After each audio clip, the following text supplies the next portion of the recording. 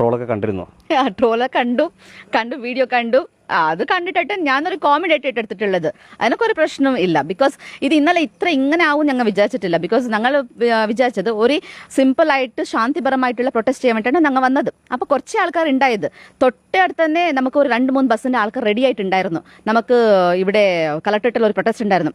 അപ്പോൾ അവർ വിളിച്ചു വരണമാന്ന്. അപ്പോൾ ഞങ്ങൾ വേണ്ടാന്ന് പറഞ്ഞിട്ട് ഒരു കോളേ മതിയായിട്ടുണ്ടായിരുന്നു അവരെ വിളിച്ചു വരുത്താൻ വേണ്ടിയിട്ട്. പക്ഷേ അവിടെ ഇത്രക്ക് ഇങ്ങനെ ആവാൻ കാരണം മുസ്ലിം ലീഗിൻ്റെ അണികളാണ്. അവരെ പേടിച്ചുകൊണ്ട് പോലീസുമാർ ഞങ്ങളെ പ്രവർത്തകന്മാരെ അറസ്റ്റ് ചെയ്തു. അത് BJP ജില്ലാ പ്രസിഡന്റും പിന്നെ യുവമോർച്ച ജില്ലാ പ്രസിഡന്റിന്, ജില്ലാ ജനറൽ സെക്രട്ടറിയും പിന്നെ യുവമോർച്ച ജില്ലാ പ്രസിഡന്റിന് അവർ അറസ്റ്റ് ചെയ്തു. അപ്പോൾ അങ്ങനെ അറസ്റ്റ് ചെയ്തിട്ടാകുമ്പോൾ ഞാൻ എൻ്റെ പ്രവർത്തകന്മാരെ കൂടെ നിൽക്കും. അവർക്ക് ഒരു കാര്യങ്ങൾ സംഭവിക്കുന്നു ഞാൻ വിടില്ല.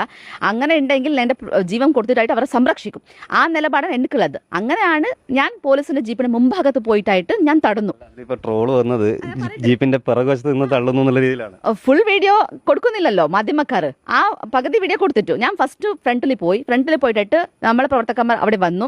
അപ്പോൾ ഇത് ബാക്കിൽ ജീപ്പ് എടുത്തു. ബാക്കിൽ പോവുമല്ലോ. അതുകൊണ്ടാണ് ഞാൻ എന്ത് ചെയ്തു, ഇവർ ഫ്രണ്ടിലുണ്ടല്ലോ പറഞ്ഞ് ഞാൻ ബാക്കിൽ പോയി. അങ്ങനെ ബാക്കിൽ പോയിട്ടാകുമ്പോക്ക് എൻ്റെ പ്രവർത്തകന്മാർ എൻ്റെ കാൾ ഉഷാറ അതിന് എൻ്റെ ബാക്കിൽ തന്നെ വന്നു. അങ്ങനെ വന്നത് കൊണ്ടാണ് ജീപ്പ് മുമ്പോട്ട് പോയി.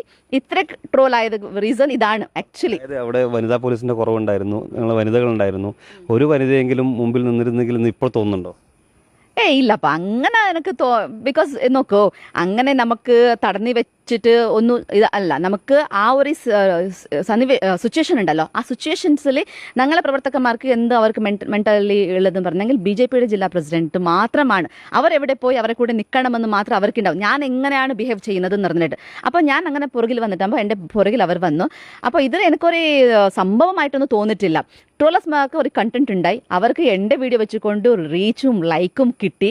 ഇതിൽ വേണമെങ്കിൽ അവർ സുഖിക്കോട്ടെ. പിന്നെ ഇത് ചിരിക്കാത്തവർ പോലും ചിരിച്ചിട്ടുണ്ടാവും. നിങ്ങൾ ആസ്വദിച്ചോ? ഞാനും ആസ്വദിച്ചു. ഇങ്ങനെ എനിക്ക് ഇതെല്ലാം ഒരു സില്ലി ആയിട്ട് ഞാൻ കാണും, കോമഡി ആയിട്ട് കാണും. സോ അങ്ങനെ അവർ സുഖിക്കുന്നുണ്ടെ സുഖിക്കട്ടെ.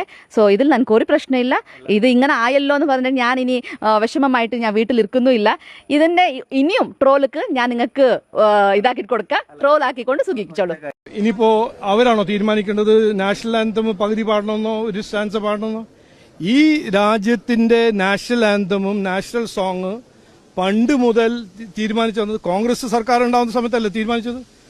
അപ്പൊ എന്തിനാണ് കോൺഗ്രസ്സുകാർ ഇന്ന് പറയുന്നത് ഞങ്ങൾ പകുതി സ്റ്റാൻസ പാടും മറ്റു പാടില്ലെന്ന്? അതൊന്നും സമ്മതിക്കില്ല. എന്നാ ഇറ്റാലിയൻ നാഷണൽ ആന്തം പാടിക്കോട്ടെ, പിന്നെ കാൾ മാർക്സിന്റെ എന്തെങ്കിലും ജർമ്മൻ പാടിക്കോട്ടെ. ഞങ്ങൾ ഇന്ത്യയിലെ സിറ്റിസനായ ഇന്ത്യക്കാരെ എല്ലാവരും വന്ദേ മാതരം മുഴുവൻ പാടും, നാഷണൽ ജനഗണമന മുഴുവൻ പാടും. ഇനിയിപ്പോൾ കോൺഗ്രസ്സുകാർക്ക് അതൊരു പ്രശ്നമാണെങ്കിൽ ഞാനത് ഇറ്റാലിയൻ നാഷണൽ ആന്തമിന്റെ ഒരു കോപ്പി അവർക്ക് അയക്കാം. അതായിരിക്കും അവർക്ക് പാടാൻ ഒരു എന്താ